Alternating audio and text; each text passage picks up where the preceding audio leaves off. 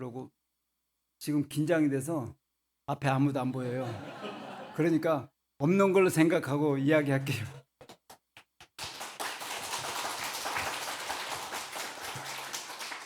한 달 전 이야기예요. 목사님께서 우리 장로님들 카톡방에 카톡을 하나 주셨는데, 장로님들 제 부탁을 꼭 들어주셔야 돼요 하고 아예 전제를 깔고 말씀하시더라고. 이번 특별 저녁 기도에는 장로님들 간증을 좀 부탁드립니다. 성공의 스토리가 아니라 지금까지 장로님들의 삶의 이야기를 나눠주세요 그랬는데, 참 그 말씀이 저는 부담이 확 가더라고요. 나의 삶의 이야기를 때론 남에게 하기 어려운 일도 있잖아요. 그런 생각을 하고, 또 저는 저는 수학을 좋아하지 국어를 잘 안 좋아해요. 국어 공부를 못했어요. 그럼 문장력과 이 말하는 게 저에게는 젬병이에요. 근데 목사님은 그 두 가지 하라고 하시더라고요. 국민학교 다닐 때도 국군 의미 편지 쓰라는 선생님이 제일 미웠어. 나는 쓸 줄을 몰라갖고. 근데 우리 목사님은 두 가지를 다 하라고 하시더라고요. 제가 누구만큼이나 우리 목사님을 사랑하는데 이번에는 원망스럽더라고요. 먹고 살기도 힘든데 이것까지 해라고 하나 하고요. 어쩌겠어요. 하라 하시는데 준비해갔죠. 한 3일을 저 혼자 고민했어요. 이거 어떻게 해야 되나. 그냥 이 생각 저 생각으로 한 4일을 지나다가 저녁 퇴근하고 이제 집에 가서 아내한테 입술은 바짝바짝 마르고 밥맛도 없고 잠도 안 온다고 그랬더니 한다는 말이, 목사님께 전화드려. 그래. 뭐라고? 그러니까 안 한다고. 그 내가 참 지일아니라고 쉽게 생각하네. 됐네 이 사람아. 이제 그러고 준비를 해갔어요. 한 하루에 몇 페이지씩 준비하곤 4일째 돼서 어느 정도 물량에, 목사님은 A4 2장에 20분이면 하실 거라고 하는데 그건 자기 사정이 자기 얘기고 나는 10장에도 20분을 하지를 못하겠더라고요. 그 10장을 만들어 놓고 이제 아내한테 이거 좀 컴퓨터에 입력해 놓으라고, 그리고 저는 퇴근했죠. 저녁에 가서 하나하나 이제 고쳐가려고 하루하루 이제 그래 놓고 이제 고치기 시작합니다. 고치는데 저의 자랑이 자꾸 들어가 있는 거예요. 저의 이야기가. 그럼 이제 집사람한테 그래요. 야, 이건 너무하지? 이건 내 얘기 같은데 너 빼야지. 그러면 빼라고. 그리고 이제 아내하고 이런 얘기를 하면서 어저께 아침 6시에 원고가 마무리됐어요. 그래서 지금 갖고 읽으려고 나오는데, 어저께 목사님 말씀에 진짜 마음이 와닿더라고요.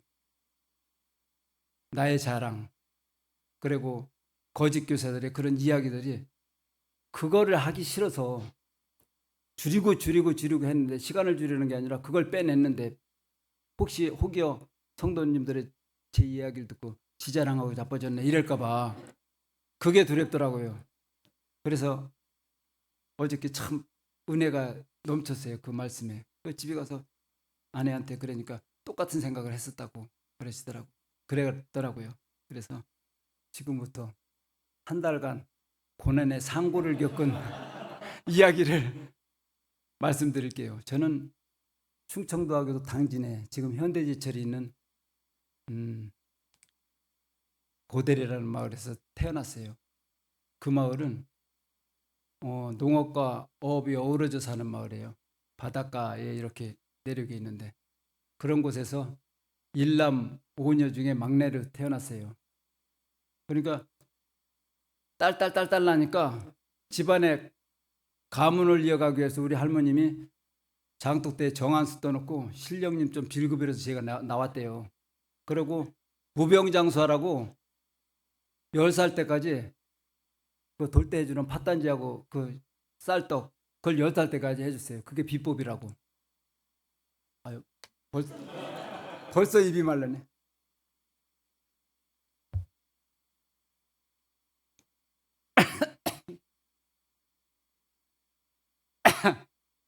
못 되고 내려가야겠네. 죄송합니다.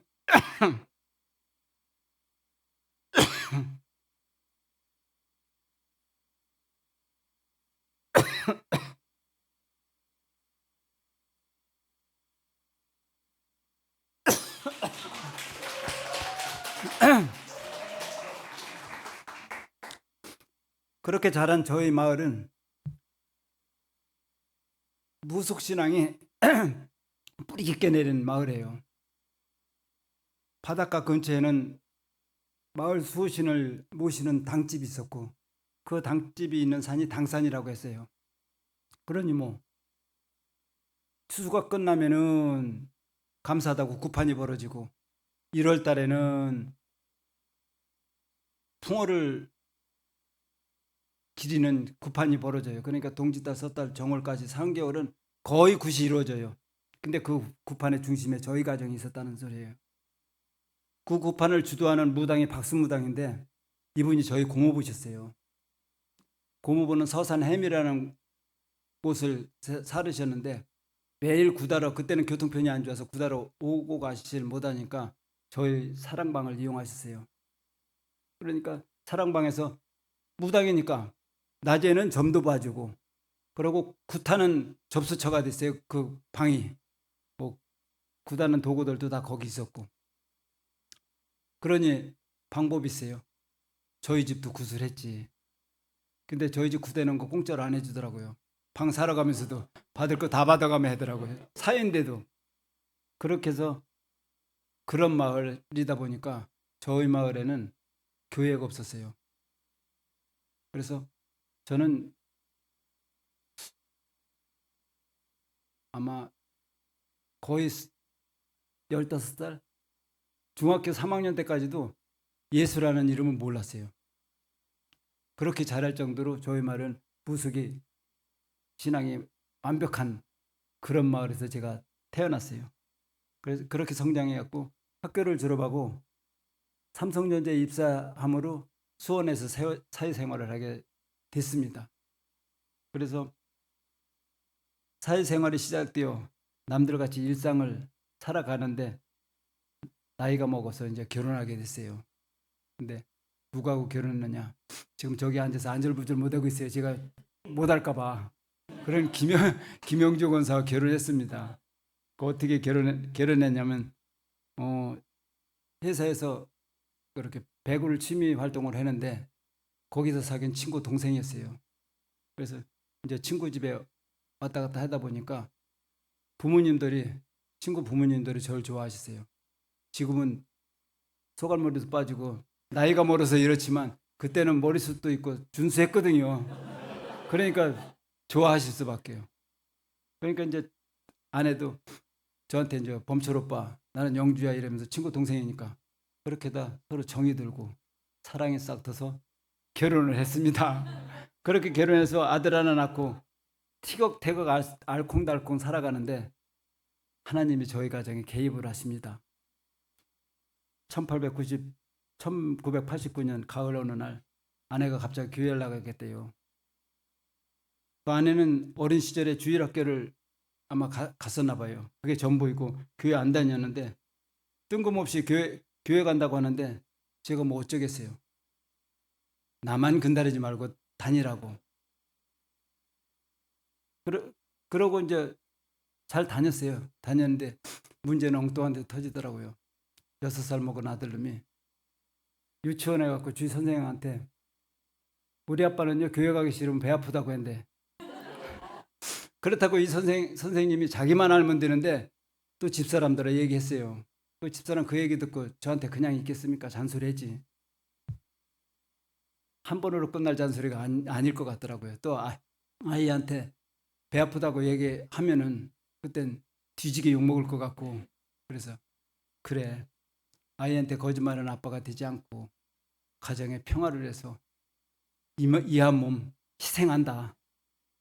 교회 나가자. 그리고 교회를 나갔습니다. 그렇게 그런 사연을 머금고 세월이 흘러서 세례를 받습니다. 세례받은 후 저희 가정에 어려움이 생겨요. 그때까지 건강하게 자라던 아이가 기침을 그렇게 하는데 많이 할 땐 거의 숨 넘어가게 해요. 그래서 대학병원으로 이 대학병원 저 대학병원 해도 안 돼, 모르더라고요. 원인도 몰라. 그래서 민간요법도 해보고 체질을 바꿔야 한다고 해서 한약으로도 다스려 봤어요. 근데 안 듣더라고요. 그 옆집에 사는 집사님이 이제 아내한테 가서 안수기도 한번 받아보라고 그래갖고 이제 아내가 그때는 지푸라기라도 집을 심정이죠. 아마 시골에 있었으면 굿했을 거예요. 근데 수원에 살았으니까 굿은 안 했지. 그 정도 이제 다급한 때에 아이를 데리고 이제 그 권사님한테 이제 안수 기도를 받으러 갔는데 권사님이 기도하시면 그러더래요. 아이가 참 아빠를 위해서 기도 많이 하네요. 그러더래요. 그때 그 권사님의 그 말씀이 진실이든 가식이든 간에 아이는 아빠를 위해서 기도하는데 나는 뭐 했나 하는 마음이 참 들더라고요. 그래서 진짜 내가 가정을 위해서 평화를 위해서만 그냥 교회 왔다 갔다 하는 거 아닌가 하는 마음에 너무 제 자신이 싫었어요. 그래서 그때부터 그래 사생 결단을 내겠다 하는 마음으로 불신앙적인 가지치기를 했어요. 제사부터 안 모신다고 선고를 했어요. 제사 안 모신다는 건 우리 부모님들이 살았으면 제가 호적에서 파낼 일인데 부모님들이 안 계시고 제가 장손이 되다 보니 제 결단을 내린 거예요. 그건 뭐 누님들이 그냥 있겠어요. 비난과 핍박 진짜 여기서는 말로 못하지만 엄청난 어려움이 있었죠. 그래도 뭐 우리 부부는 그냥 기도의 자리를 지켰어요. 그 기도의 자리를 지키다 보니까 아이의 기침이 멎더라고요. 그때 그래서 뭔지도 몰랐는데 또 이번에 이 말씀을 정리하면서 문득 그런 생각이 들더라고요. 그때 진짜 나에게 그 많은 귀신들이 붙어 있었는데 그 귀신들이 어떻게 해서 잠잠해졌지 이런 생각이 문득 들더라고요. 그런데 머리에 싹 스치는 말씀이 하나 있었어요. 사무엘상 5장 3절 이하에 블레셋이 하나님 괴를 다곤 신전에 놓는데 그 다음날 아세드 사람들이 이렇게 일어나 보니까 다곤이 머리 무릎 땅에다 대고 다곤이 하나님 괴 앞에 무릎 꿇고 있었잖아요. 그리고 그들이 일으켜 세워서 다음날 또 그 사람들이 문을 여니 머리가 부러지고 팔이 부러지고 몸이 따로 있었다 하는 말씀이 분뜻 스쳐 지나가더라고요. 그래서 이것이었나? 나에게 있는 이 모든 귀신들도 하나님이 이렇게 처리해 주셨나? 그래서 우리 아이 기침이 났었나 보다. 이번에 이걸 정리하면서 깨닫게 되더라고요. 그렇게 시간은 지나 한 2년 정도 되니까 또 교회에서 집사 직분을 주시더라고요. 죄송합니다. 천천히 먹고 기침 안 할게요.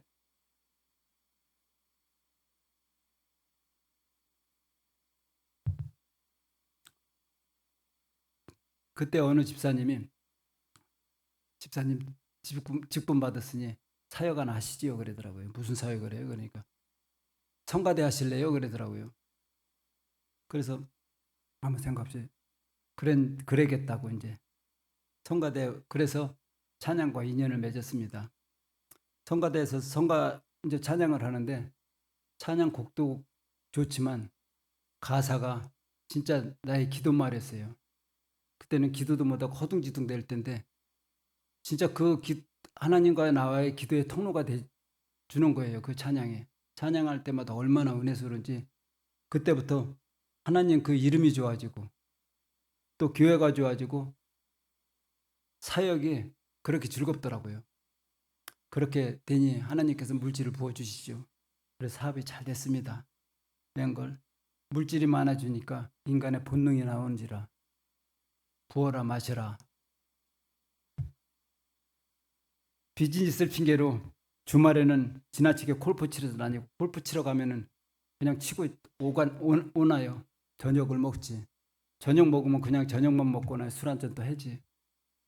그 술 먹고 피곤한 몸을 이끌고 이제 집에 와서 주일에 교회를 가면은 술 냄새 안 나겠어요? 나지. 근데 교회 다니시는 분들은 은혜가 충만하셔갖고 그 냄새를 못 맡아. 교회에서 술 냄새 난다고 얘기하는 사람이 하나도 없어요. 그래서 야, 은혜가 충만해서 냄새 못 맡는구나. 그래서 몇 번 냄새 나는데도 찬양했는지도 몰라요, 제가. 그때 누가 집사님 교회까지 술 냄새 나면 어떻게 해? 그런 얘기만 했어도 덜 했을 텐데 그런 얘기를 안 해갖고 내가 술을 더 먹으셨나 봐요. 그러니까 권사님, 집사님들은 우리 교회 누가 와서 술 냄새 나면 얼른 얘기해 주세요. 술 냄새 난다고. 그러니 하나님께서 그냥 놓아두시겠냐고요. IMF라는 명분 아래 철저하게 무너뜨리시더라고요. 바닥까지. 아마 예수를 안 믿었으면 노숙자 됐을 거예요. 그러고 예수를 믿는 우리 아내가 진짜 신실하거든요. 그러니까 내 기도는 안 들어주시는 하나님은 아내의 기도는 들어주셨어요. 그래서 제 인생의 길을 열어주시더라고요. 그때 대한통운 택배와 연결해 주시더라고요. 그렇지 않았으면 길바닥에 나갈 판국인데.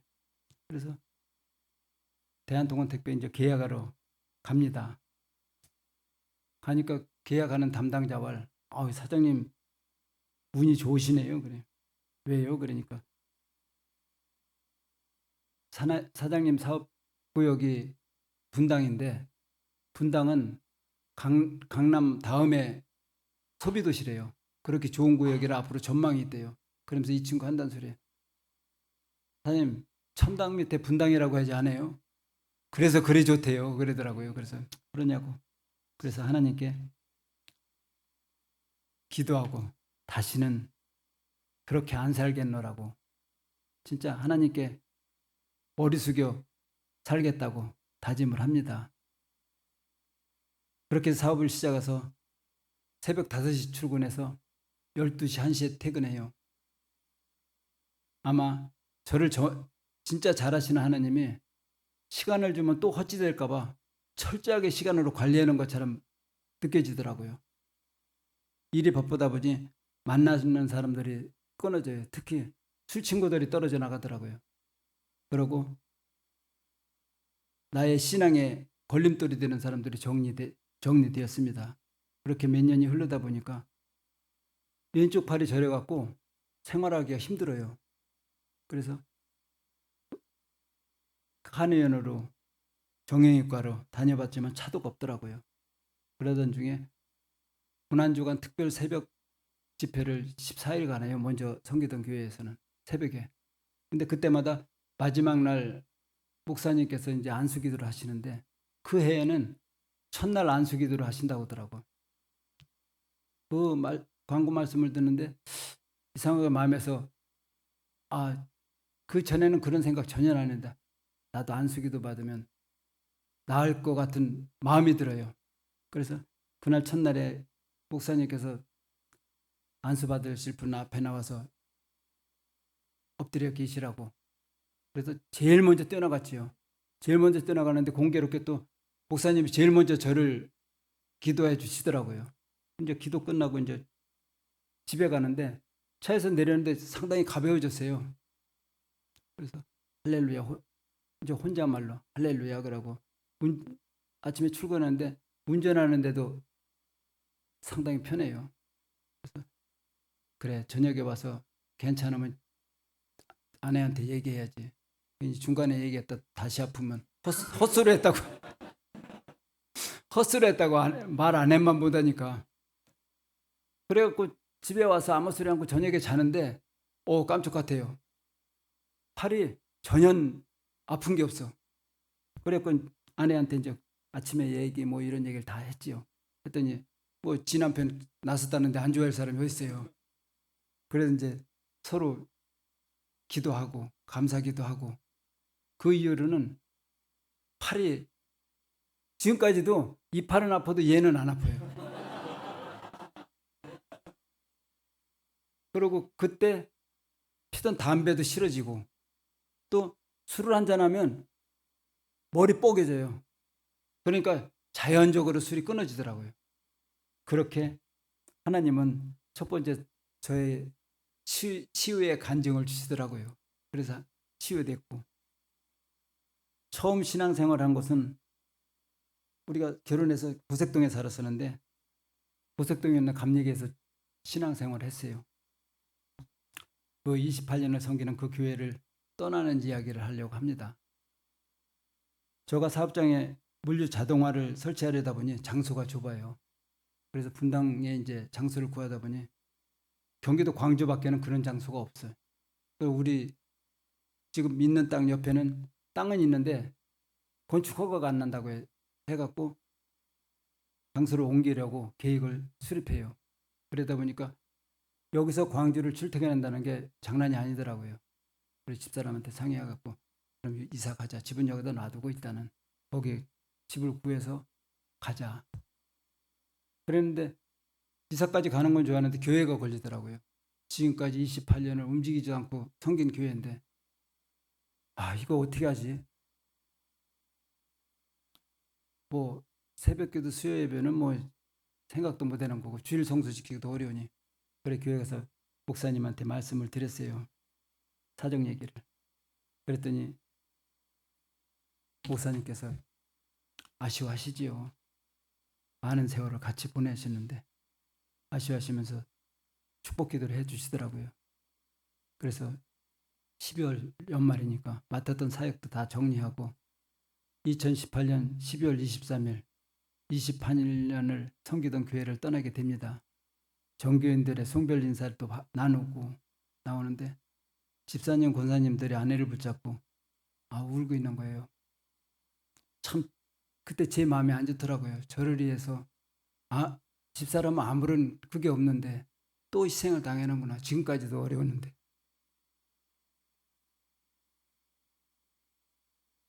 죄송합니다.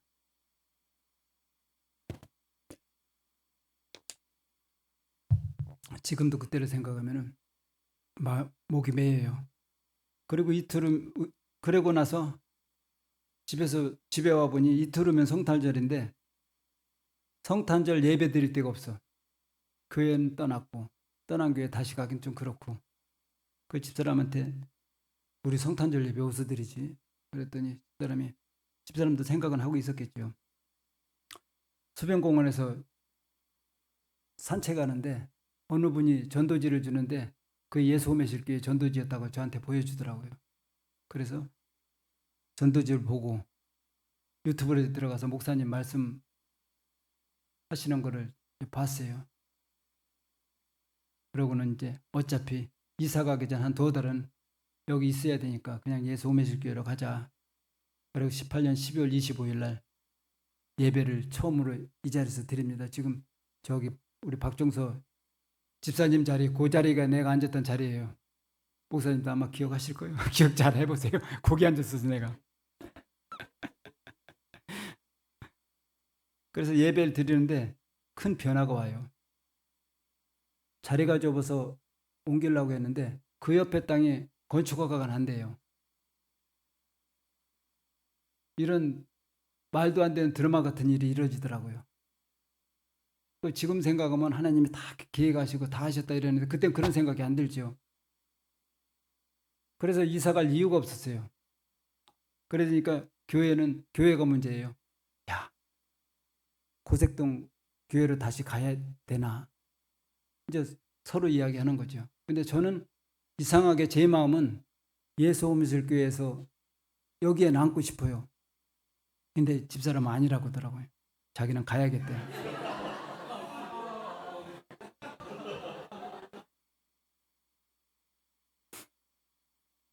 그러니 어떻게 해요? 여자 이기는 남자 없잖아요. 집에서 다 이기시죠. 근데 그때 제가 이겼어요. 기도하는데 하나님께서 지금까지도 우리 가정을 인도하고 여기까지 인도하셨는데 진짜 우리가 모르는 비밀의 역사를 이루시려고 우리를 여기까지 인도하셨나 보다. 말이 안 되는 드라마 같은 일이 벌어지면서 많은 사람을 희생시키면서 여기까지 인도했는데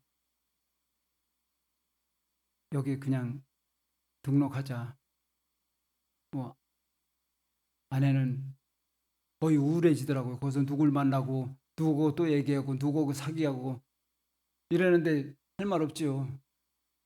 그래도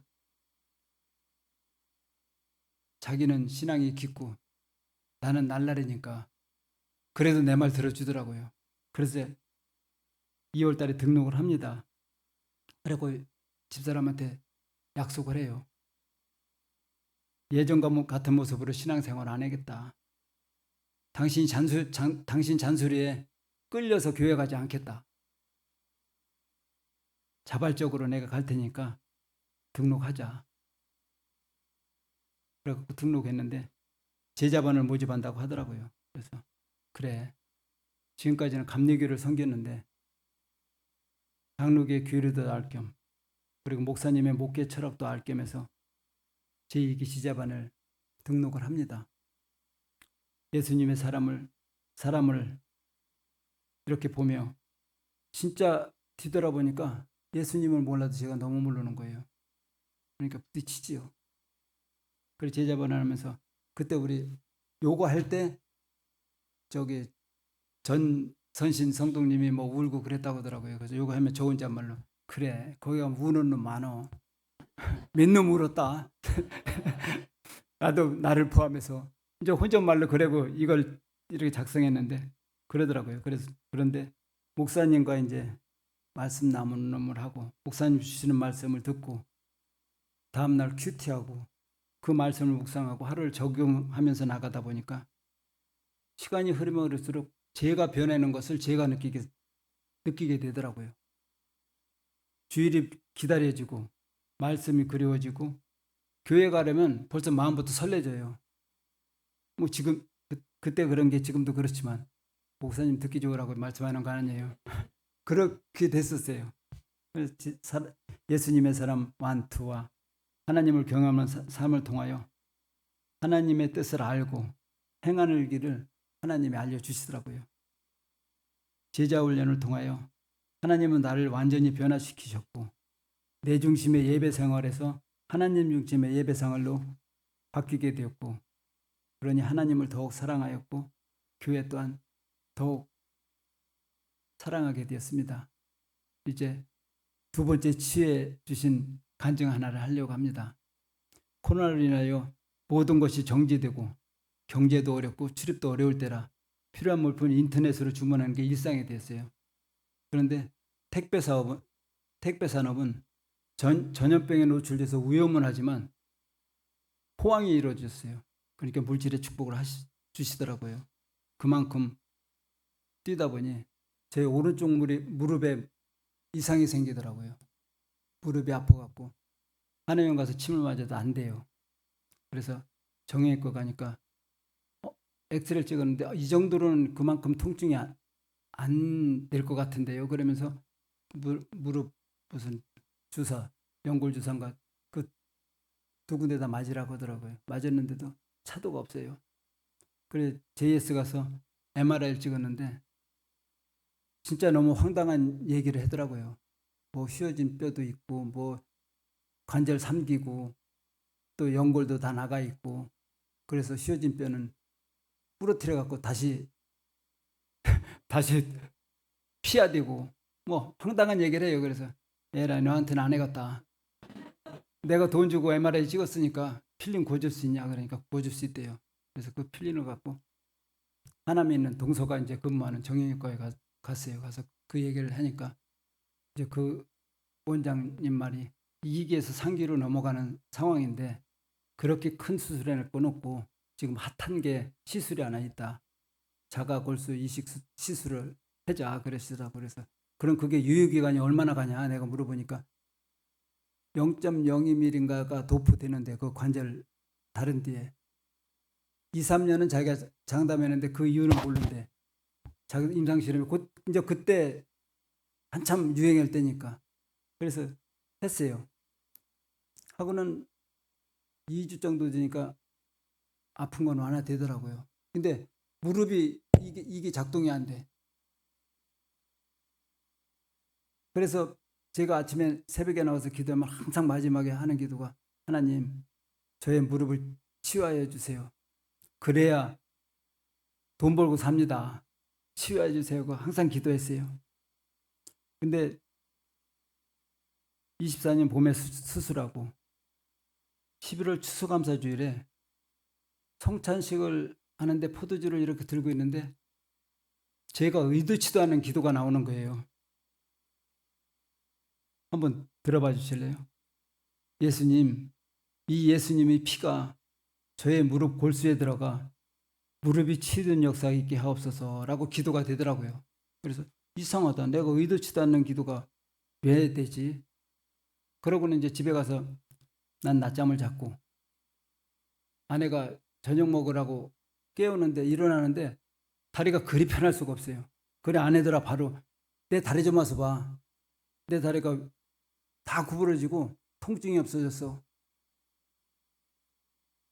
다른 데 같으면 이 정도면 박수 치던데.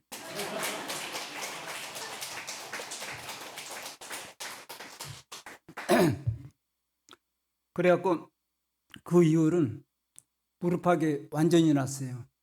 지금에 이렇게 있어도 무릎 저려갖고 불편한 건 전혀 없어요. 이제 저의 이야기를 마무리할까 합니다. 하나님은 하나님 은혜 안에 저희 가정은 무속의 가정에서 그리스도 믿음의 가정으로 세워졌고 명절 때면 제사가 아닌 가정 예배를 드리며 저희 아들 가정도 신실한 믿음의 가정으로 아이들이 섬기는 교회에서 찬양으로 열심히 사역하며 말씀 앞에 서가는 가정이 되었습니다. 저는 믿음의 1세대로 무거운 짐을 지고 갑니다. 저의 뒷모습을 우리 아들 준영이, 예쁜 며느리 서율이, 사랑스러운 손주 주아가 보고 따라오기에 하나님 앞에 저는 더더욱 엎드립니다. 이제 7살짜리 손주 녀석도 말씀을 읽으며 식사기도도 집어봤거든요. 그럴 때마다 정말 하나님께서 저희 가정을 위해 일하시는구나 함이 확신이 듭니다. 가정에서는 믿음의 가장으로, 교회에서는 섬김의 장로로 하나님께서 일하시는 도구로 사용되기를 원하며 32살에 처음 하나님을 알게 되었고 지금 70을 바라보는 나이가 되었습니다. 하나님께서 부르시는 그날까지 주어진 사명 감당하며 하나님을 닮아가는 삶이 되기를 기도합니다. 감사합니다.